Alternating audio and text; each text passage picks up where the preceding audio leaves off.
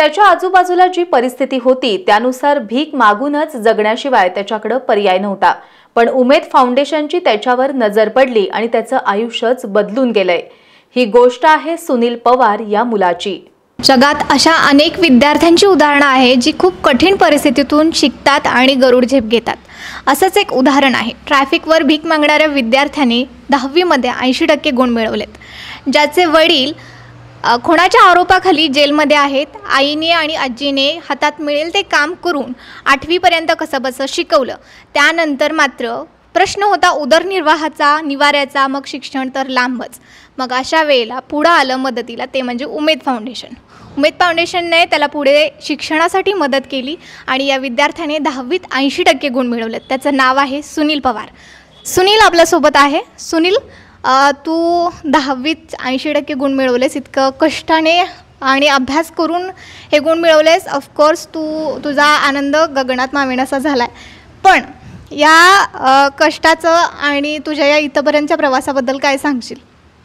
मी पहिली ते 7वी हॉस्टेलमध्येच काढलं। मग लॉकडाऊन पडलं, आम्ही असं रंकाळा भीक मागायला होतो।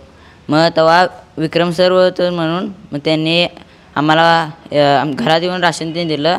मग एक दिवस प्रकाश गात्रे सर आणि विक्रम सर आलं। मग त्यांनी आम्हाला विचारलं शाळेनं। मी आलो, मग इथं आलं, मी 7वीला बसलो। मग तिथं दाखला 9वीला गेला डायरेक्ट। प्रथम सत्रातला बसलो डायरेक्ट 9वीला। मग द्वितीय सत्रातला बसलो।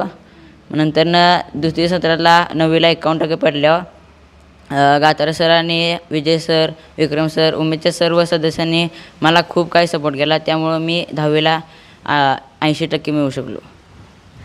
सुनील, तुझ्या इथपर्यंतचा प्रवास खूप कठीण आहे। तू रस्त्यावर भीक मागत होतास, परत खूप स्ट्रगल पण केलेस, खूप अभ्यास केलायस। पण एवढं सगळं स्ट्रगल केलंयस, अभ्यास केलायस, तो काहीतरी बनण्यासाठी, म्हणजे तुझ्या आयुष्यात काय बनण्याची इच्छा आहे तुझी, ज्यासाठी तू एवढं सगळं करतोयस? मी आता 10वी नंतर डिप्लोमा करीन। डिप्लोमानंतर डायरेक्ट डिग्रीला हे ॲडमिशन घेईन। डिग्रीनंतर स्वतःचा काय बिझनेस टाकेन। यानंतर आपल्यासोबत उमेदचे सेवक विजय पाटील आहेत। नमस्कार सर। नमस्कार। नमस्कार।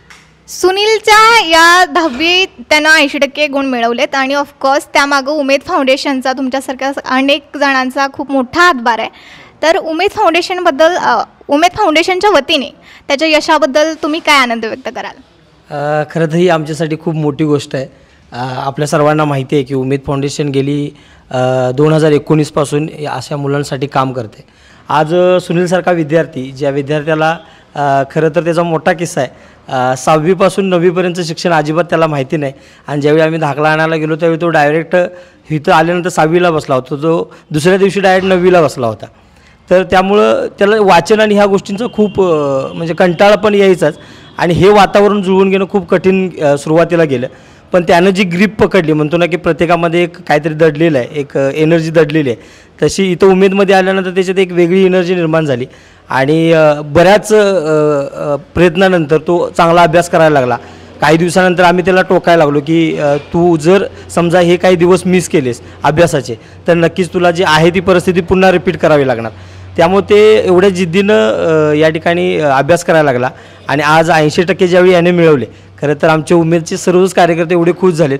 कारण हे उमेद फाउंडेशन जे उभं राहिले ते आपल्या सर्वसामान्य दात्यांपासून वसतिगृहामध्ये, आपल्या मायेच्या घरामध्ये जवळजवळ 23 विद्यार्थी राहत आहेत आणि आता भविष्यात आम्ही अजून ते विद्यार्थी वाढवणार आहेत आणि अशीच काही मुलं, ज्या मुलांना शिक्षणापासून वंचित राहावं लागत होतं, त्या मुलांचं यश नक्कीच आपल्याला पाहायला मिळेल।